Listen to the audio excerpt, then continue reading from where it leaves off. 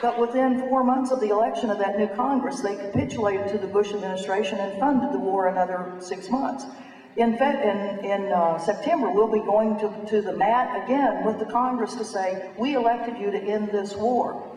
And we will have some fireworks going on in Washington, I'll tell you.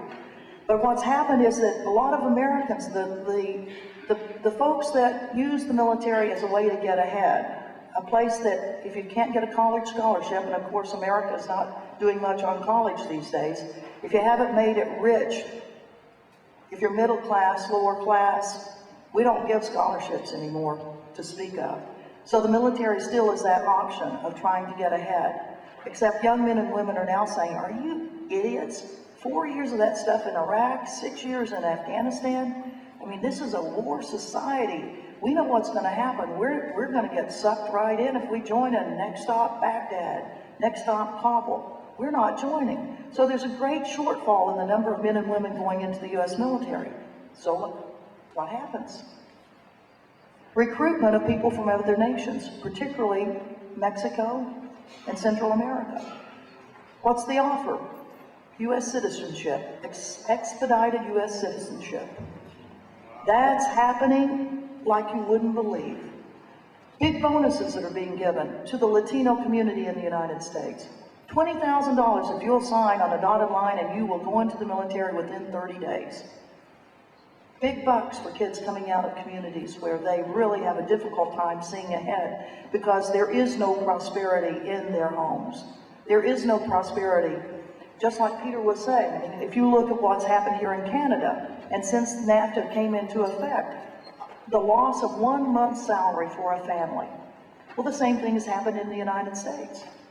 We have a tremendous problem in the United States, supposedly the richest country in the world.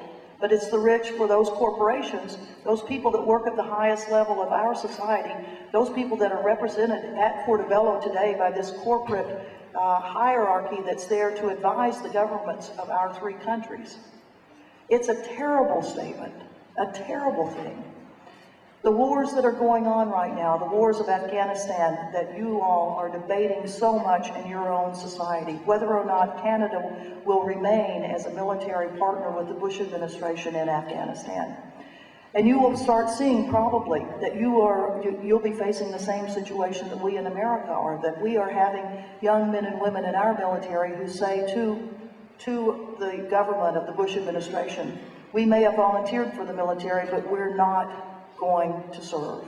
And you here in Canada who have been so great about receiving upwards to 250 or 300 Americans who have chosen to come to Canada rather than going to an illegal, immoral war in Iraq. I want to thank you all so much for what you're doing there, and just mention to you that next Wednesday, August 22nd, there is a potluck supper at 6:30 at the PSAC building at 233 Gilmore Street.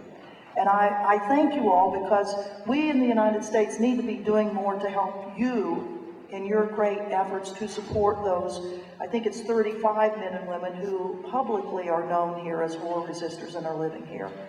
We want to thank you so much. I don't think that any of should you have Canadians that say, I may have volunteered, but I'm not going to go to Afghanistan, I don't know that they would necessarily be welcomed by the Bush administration. But I would hope that if you contact people like me, and I'll try my best to find places for them in other parts of the world. Because we really, I mean, what we're looking at is a administration in the United States that has gone wild, that has figured that the military option is the option. If you look at what will happen to Mexico and Canada if more of this security and prosperity partnership starts being linked, and you start having Plan Mexico, where U.S. military forces will be in Mexico to do training, just as they are in Colombia. And the web of intrigue that will go around that, because not only with the military will come lots of CIA agents that will be in there. So it's very important, in my opinion, that I think we all want to be international in our perspectives. We want to make sure that all people of the world have an opportunity for the very best lives they can have. I still think that it's a very important thing that we as nations protect what is ours, and particularly from predatory interests of neighbors. And tragically, my country now is a very predatory nation. It is going after energy, it's going after water, it's going after young men and women to serve in its military when it can't get its own people to do it. So it's important that we all are vigilant.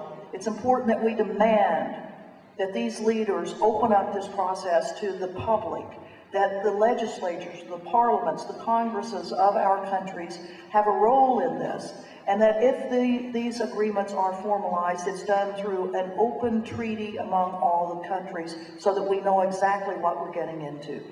Thank you.